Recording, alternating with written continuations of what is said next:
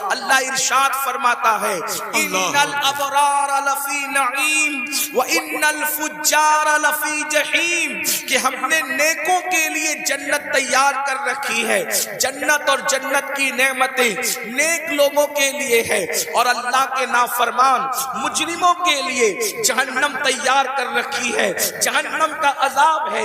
یہ بات کسی مولوی صاحب کی نہیں ہے میرے عزیز، یہ بات کسی لیڈر کی نہیں ہے میرے عزیز، یہ کسی سیاسی لیڈر کا فرمان نہیں، یہ اللہ رب العزت کا فرمان ہے، رب محمد کا فرمان ہے۔ اللہ اکبر۔ ایک حدیث پاک میں آتا ہے اللہ اکبر، ہم نے جنت کو آسان سمجھ رکھا ہے۔ اے میری قوم کے جوانوں، ہزاروں کی تعداد میں اے عاشقان رسول جمع ہونے والوں، آپ کی توجہ چاہتا ہوں۔ ہر بندہ جنت میں جانا چاہتا ہے، ہر بندہ جہنم سے بچنا چاہتا ہے، لیکن اللہ رب العزت نے جب جنت اور جہنم کو پیدا فرمایا تو حضرت جبریل سے فرمایا جبریل جاؤ اور جا کر ذرا ہماری جنت دیکھاؤ۔ حضرت جبریل نے جنت دیکھاؤ اور جنت کی نعمتیں دیکھاؤ تو جنت ایسی چیز ہے، پہلی بات بتا دوں، دل کو بہلانے کے لیے یہ باتیں نہیں ہیں، یہ حقیقتیں ہیں، یہ سچائی ہے، یہ صداقت ہے۔ اور یاد رکھنا جیسے اللہ کا انکار کرنے والا کافر ہے ویسے جنت اور جہنم کا انکار کرنے والا بھی کافر ہے، وہ مومن نہیں ہو سکتا، وہ مسلمان نہیں ہو سکتا۔ اللہ اکبر۔ تو یاد رکھنا دل کو بہلانے کے لیے یہ علماء کے قصے کہانیاں نہیں ہے، یہ خطیبوں کی من گڑت باتیں نہیں ہیں، بلکہ یہ اللہ کا فرمان ہے کہ جنت حق ہے، جہنم حق ہے۔ حضرت جبریل کو اللہ رب العزت نے فرمایا جبریل جاؤ ہماری بنائی ہوئی جنت دیکھاؤ۔ حضرت جبریل نے جنت کو دیکھا، جنت کی نعمتوں کو دیکھا، اور دیکھنے کے بعد اللہ سے عرض کیا مولا تیری جنت کتنی خوبصورت ہے، تیری جنت کتنی حسین ہے، تیری جنت کتنی جمیل ہے، تیری جنت میں کتنی نعمتیں ہیں۔ مولا جو سنے گا یہ نعمتیں تو ہر بندہ جنت ہی میں داخل ہوگا، ہر بندہ جنت میں جائے گا، مولا ہر بندہ جنت میں جائے گا۔ پھر اللہ نے فرمایا جبریل ذرا جہنم بھی دیکھ لو۔ حضرت جبریل نے جب جہنم کو دیکھا تو جہنم دیکھنے کے بعد اللہ اکبر اس کے جو عذاب دیکھے، اللہ کے عذاب، اور جہاں وہ شدت، وہ تپش، وہ حرارت، وہ ساری چیزیں دیکھی تو آ کر عرض کرتے ہیں مولا جہنم میں ایسا عذاب ہے اب وہاں کوئی نہیں جائے گا، اور جہنم خالی ہوگی، کوئی اس میں داخل نہیں ہوگا۔ پھر میرے اللہ نے فرمایا اپنے فرشتوں سے فرشتوں جنت کو مصیبتوں سے ڈھک دو، فرشتوں جنت کو محنتوں سے ڈھک دو، فرشتوں جنت کو سے ڈھک دو، اور جہنم کو لذات اور شہوات سے ڈھک دو۔ اللہ اکبر۔ تو جب جنت کو مصیبت اور تکلیفوں سے ڈھکا گیا اور جہنم کو لذات اور شہوات سے ڈھکا گیا تو پھر جبریل نے عرض کیا مولا اب جنت میں کون جا سکے گا اور جہنم سے کون بچ سکے گا؟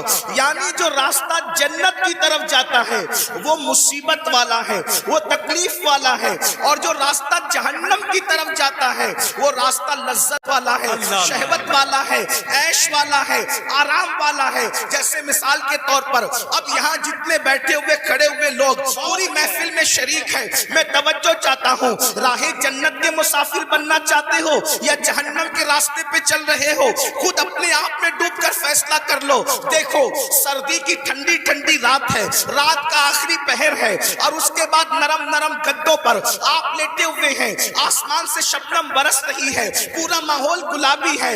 ایسے میں مؤذن کہتا ہے الصلاۃ خیر من النوم، الصلاۃ خیر من النوم۔ اب جو بندہ مصیبت اٹھا کر کے اس ٹھنڈی کے موسم میں، اس ٹھنڈی کے ماحول میں بستر سے اٹھ کر کے مسجد کی طرف جا رہا ہے، ٹھنڈے پانی کی تکلیف اٹھا رہا ہے، نیند کو قربان کر رہا ہے، اس کے لیے جنت کی بشارت ہے۔ اور جو نرم نرم بستر پہ لیٹا ہوا ہے، جو نرم بستر پر آرام کر رہا ہے، جو نرم بستر پہ سو رہا ہے، اللہ اکبر،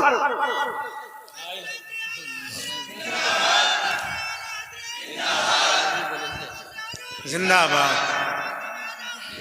ماشاءاللہ۔ کوشش کریں کہ نعرے کی بجائے میری بات سن لیں۔ بات جب پوری ہو جائے دیکھ لینا۔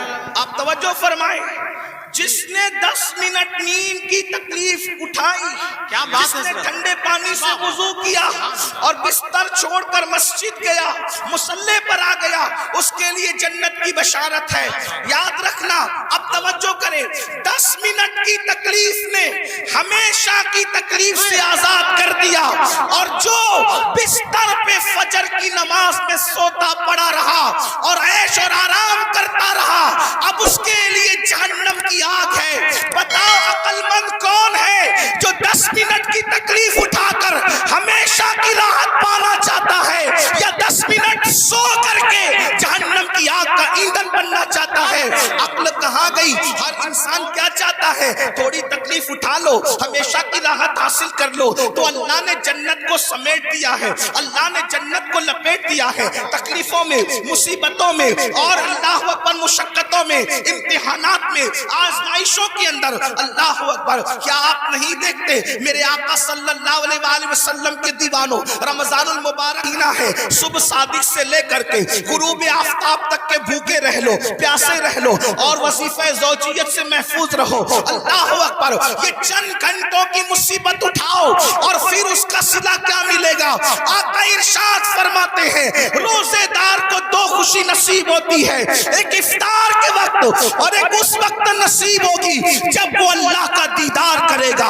اور روزے دار کے لیے جنت کے 8 دروازے کھول دیے جائیں گے اور کہا جائے گا روزے دار جس دروازے سے چاہے تو جنت میں داخل ہو جا۔ بہت اچھا حضرت، زندہ باد زندہ باد۔ 12-13 گھنٹے بھوکے پیاسے رہا، 12-13 گھنٹے بھوکے پیاسے رہا، دیکھو اس کو ہمیشہ کے لیے جنت کی نعمت مل گئی۔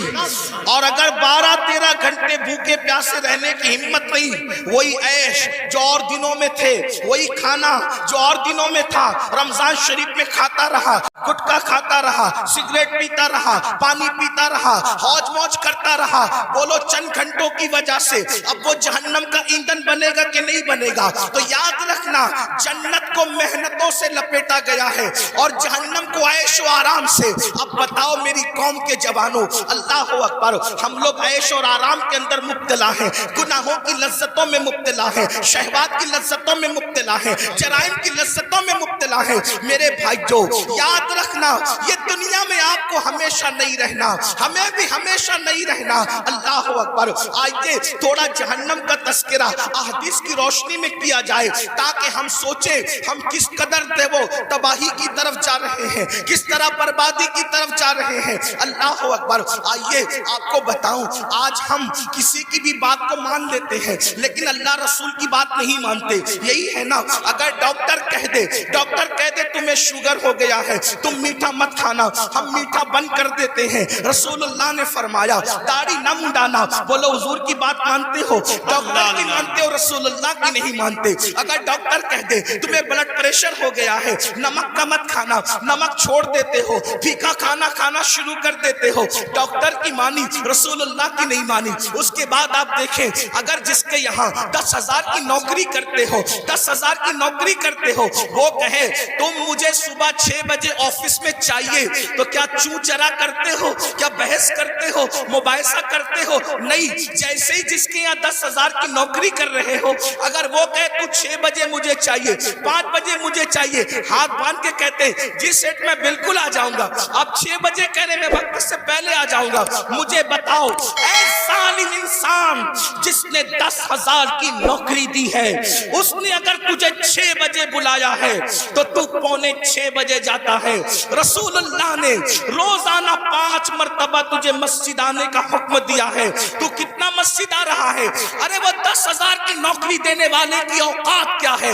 لیکن جس نے کہا کہ نماز میں میری آنکھوں کی ٹھنڈک ہے، اس رسول کی شان یہ ہے، قرآن ملا ان کی وجہ سے، رحمان ملا ان کی وجہ سے، اسلام ملا ان کی وجہ سے، ہر نعمت ان کی وجہ سے ملی۔ کتنا ظالم ہو گیا مسلمان، کار کی نوکری دینے والے سے تو وفا ہے۔ کیا بات ہے؟